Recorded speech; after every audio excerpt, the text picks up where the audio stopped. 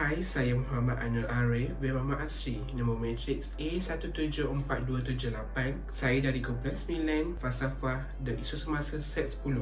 Kumpulan kami akan membincangkan lebih mendalam tentang ideologi dan isu semasa. Dengan itu, saya memperkenalkan rakan seperjuangan saya, iaitu Assalamualaikum, saya Muhammad Ali Fitri bin Muhammad Nasir, nombor matriks A173526. Assalamualaikum, saya Nurul Nabiha binti Khairuddin Talaha, nombor matrik A175797. Assalamualaikum dan selamat sejahtera. Nama saya Siti Nusyahira, nombor matrik A174606. Assalamualaikum, saya Raja Nabila, A168741. Assalamualaikum, nama saya Nik Nurin Fairuz binti Nik Rusli, nombor matrik A174078. Assalamualaikum dan salam sejahtera.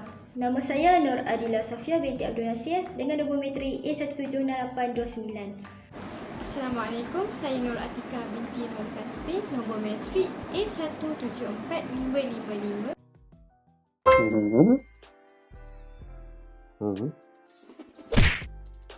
Apakah itu pasca modernisme? Pasca modernisme merupakan satu istilah yang merujuk kepada perkembangan dalam ilmu teori kritikal, falsafah, seni bina, seni kesusastraan dan budaya yang berkembang, tetapi tidak melupakan modernisme. Contoh yang dapat kita lihat adalah dari segi seni bina serta budaya dahulu dan juga sekarang. Terdapat 4 kaedah penyebaran pasca modernisme, iaitu dekonstruksionisme, relativisme, pluralisme dan fetishisme. Jadi, hari ini kumpulan kami akan membentangkan salah satu antara 4 kaedah tersebut, iaitu relativisme. Saya akan teruskan dengan definisi relativism. Relativism berasal daripada bahasa Latin, iaitu relativis yang bermaksud nisbi atau relatif. Secara umumnya, relativism adalah fahaman bahawa kebenaran nilai moral tidak semestinya mutlak, tetapi mungkin berbeza antara individu atau kebudayaan. Dari sudut lain, fahaman ini menyatakan bahawa tiada nilai mutlak atau tepat untuk menghukum sesuatu perbuatan. Semua kebenaran adalah relatif, iaitu tiada suatu jawapan. Tiada siapa yang betul dan semua pendapat boleh diterima. Bagi pandangan etis, relativism berpendapat bahawa yang baik dan jahat dan yang benar dan salah bergantung pada diri sendiri dan budaya masyarakat. Contoh yang dapat saya berikan ialah jangan tinggalkan tips di kafe atau kedai makan. Di Korea Selatan, amalan meninggalkan tips amat dilarang. Alasan ia dianggap sebagai satu penghinaan untuk pekerja kerana bagi mereka gaji yang diterima sudah memadai. Namun bukan semua pekerja tidak menerimanya. Ia bergantung kepada sensitiviti seseorang itu. Okey, seterusnya mari kita berbincang tentang cabaran-cabaran yang dihadapi oleh fahaman relativism ini. Okey, yang pertama, kita dapat lihat yang umat Islam terpaksa berdepan dengan dilema dan keselaraan budaya hasil pemikiran dan ideologi yang dicipta oleh budaya barat yang mempengaruhi pemikiran mereka dalam masalah untuk mempertahankan tradisi dan melakukan perubahan dalam modernisasi.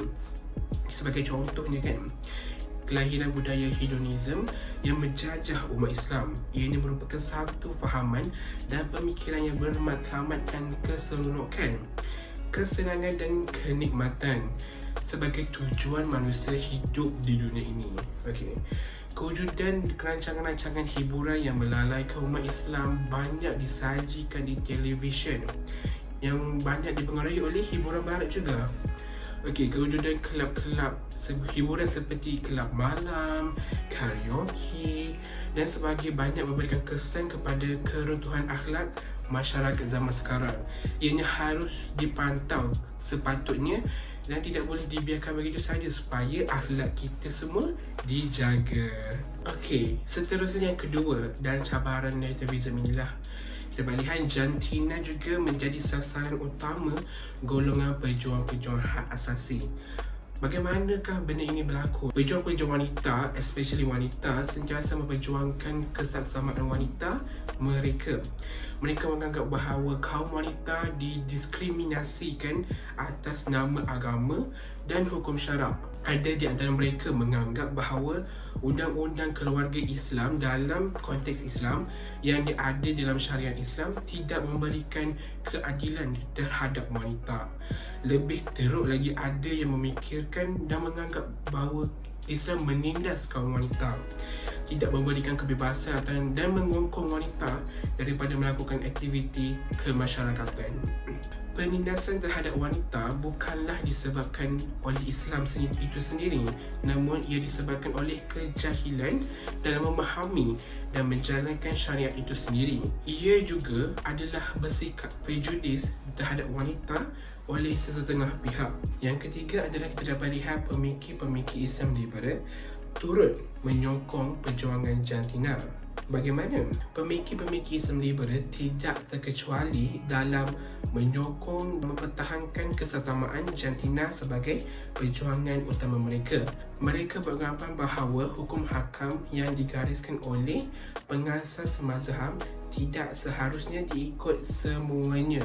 Bahkan ianya hanyalah pandangan pengasas-pengasas tersebut yang belum tentu betul dan rekaan dalam konteks semasa. Sebenarnya kalau kita dapat lihat, persoalan yang dikemukakan lebih kepada mempersoalkan kenapa Islam terlalu jumud sehingga tidak boleh memberikan kebebasan kepada pengaruhnya. Okey, seterusnya cabaran yang terakhir yang saya dapat kongsikan kepada anda adalah gagal membezakan fenomena dan praktik yang terjadi. Pengikut fahaman relativism sukar mengemukakan fakta kepada masyarakat moden bahawa budaya relativism yang mereka praktikkan sehingga ke hari ini adalah masih relevan dan boleh diguna pakai. Contohnya, tentang pandangan dunia yang telah didominasi oleh kekuasaan dan pengawasan yang tidak memberikan peluang yang cukup baik untuk melakukan analisis yang bermanfaat atas sumber nyata penentangan dalam kehidupan moden. Implikasi relativism terbahagi kepada 4, iaitu agama, budaya, etika dan moral dan sosiologi. Yang pertama, agama. Relativism agama membawa maksud kepada fahaman terhadap kebenaran agama oleh penganut itu sendiri. Contohnya, orang Islam menganggap bahawa agama Islam itu benar, manakala penganut agama lain seperti Kristian, Hindu dan Buddha menganggap bahawa agama mereka adalah benar. Jika seseorang itu mengamalkan relativism, ia akan memberi kesan kepada kehidupan seharian mereka seperti skepticism, pluralism agama dan ateisme. Skepticism ialah sikap yang suka menyoal dan meragukan kepercayaan mereka. Pluralism agama pula ialah seseorang yang menganut lebih daripada satu agama, manakala ateisme ialah seseorang yang tidak menganut apa-apa agama. Yang kedua ialah budaya. Relativism budaya ini ialah suatu pandangan atau fahaman bahawa tiada budaya yang lebih baik daripada budaya mereka. Gagasan filosofis mengatakan bahawa semua budaya adalah benar dan bersifat relatif mengikut individu dan masyarakat itu sendiri. Seseorang itu berhak memilih budaya mereka sendiri yang mereka rasa berkualiti dan baik. Yang ketiga ialah etika dan moral. Relativism, etika dan moral ialah moral yang terdapat dalam diri setiap individu. Dengan adanya sikap relativism ini, sikap mementingkan diri, bongkak, tidak jujur, sombong dan yang berlawanan dengan fitrah manusia akan wujud dalam diri individu tersebut. Contohnya, perkahwinan dan hubungan sejenis. Bagi pengamal relativism, benda itu tidak salah, akan tetapi ia berlawanan dan bertentangan dengan fitrah manusia. Akhir sekali ialah dari segi sosiologi. Relativism sosiologi adalah pandangan dan pemikiran bahawa hanya masyarakat yang akan menentukan kod moral dan etika yang akan diamalkan oleh mereka. Maksudnya, perkara yang dinilai baik ataupun buruk akan berbeza mengikut tempat, masa dan keadaan. Sebagai contoh, pakaian tidak sopan, minuman beralkohol dan dadah adalah perkara biasa di luar negara kerana ia telah diterima dan diamalkan oleh masyarakat setempat, manakala di Malaysia perkara itu tidak biasa dan dipandang negatif oleh masyarakat. Hai, saya Raja Nabila dan saya akan menerangkan kesan ideologi relativisme pasca moden ini. Yang pertama ialah relativisme menggoyahkan akidah atau kata lainnya pegangan. Saya berikan contoh. Saya seorang Muslim dan hakikat sebagai seorang Muslim adalah mempercayai bahawa Tuhan saya adalah satu dan tidak ada yang setara dengannya. Tetapi sebagai pengamal fahaman relativisme, saya mengatakan bahawa agama lain adalah semua sama dan mereka masing-masing ada Tuhan masing-masing. Jadi itu adalah satu jenis pemberontakan terhadap realiti objektif Tuhan saya. Yang kedua ialah relativisme membentuk insan lanak. Generasi masa kini susah nak buat keputusan tapi mudah untuk mengikut apa yang popular dan mereka yang popular tanpa mengkaji dan memahami perkara tersebut.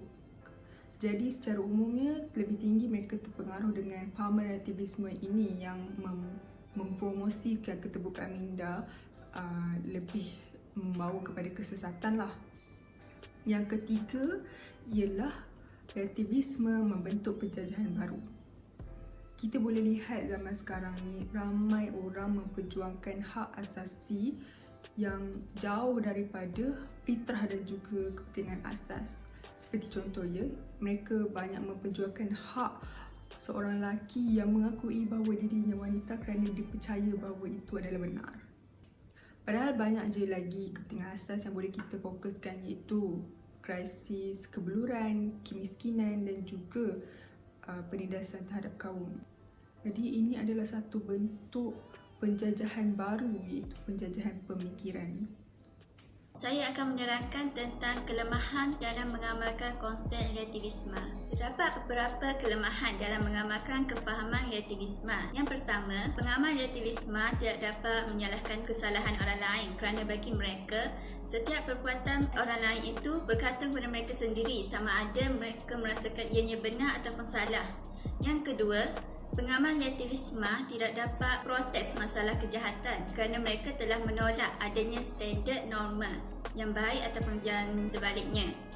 Dan yang ketiga, pengamal relativisme tidak dapat menjatuhkan hukuman atau menjatuhkan kesalahan atau menerima pujian kerana bagi mereka tiada standard norma eksternal sebagai pengukur konsep norma yang baik ataupun yang salah. Dan yang keempat, pengamal relativisme tidak dapat memperbaiki moral mereka ke arah yang lebih baik kerana mereka menolak adanya moral yang baik ataupun sebaliknya. Dan akhir sekali, pengamal relativisme tidak dapat mempromosi kewajipan bertoleransi kerana bagi mereka tidak boleh bertoleransi kepada orang lain yang selain daripada mengamalkan konsep relativisme.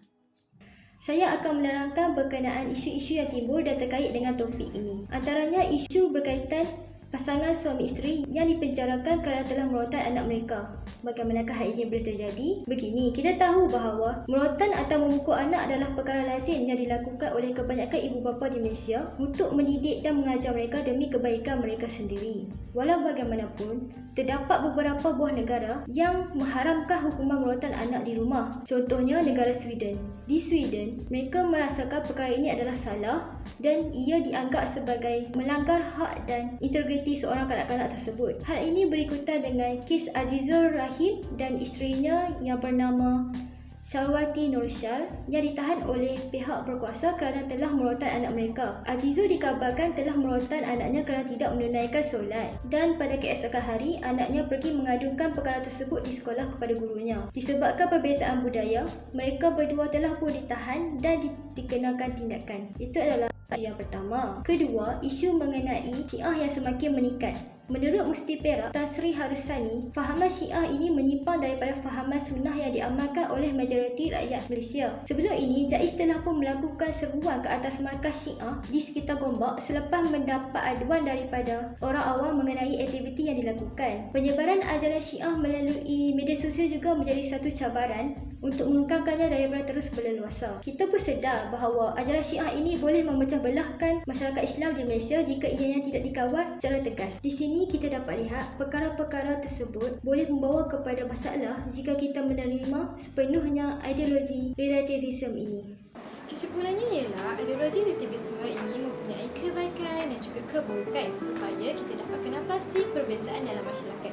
Tetapi di Malaysia ini, relativisme dipercayai memberikan impak yang buruk kepada masyarakat kerana negara Malaysia merupakan negara yang berpegang teguh kepada konsep raja berperlembagaan, di mana konsep ini menekankan bahawa undang-undang berada pada hierarki yang paling atas dan ini telah melanggar ideologi relativisme. Selain itu juga, negara Malaysia berpegang teguh kepada prinsip rukun negara yang pertama iaitu kepercayaan kepada Tuhan. Jadi sebagai rakyat Malaysia yang mempunyai pelbagai agama, bangsa dan juga kaum, kita pula saling bertoleransi antara satu sama lain dan menghormati perbezaan tersebut supaya kita dapat bersatu padu, dapat hidup dalam keadaan harmoni dan aman untuk masa sekarang dan juga pada masa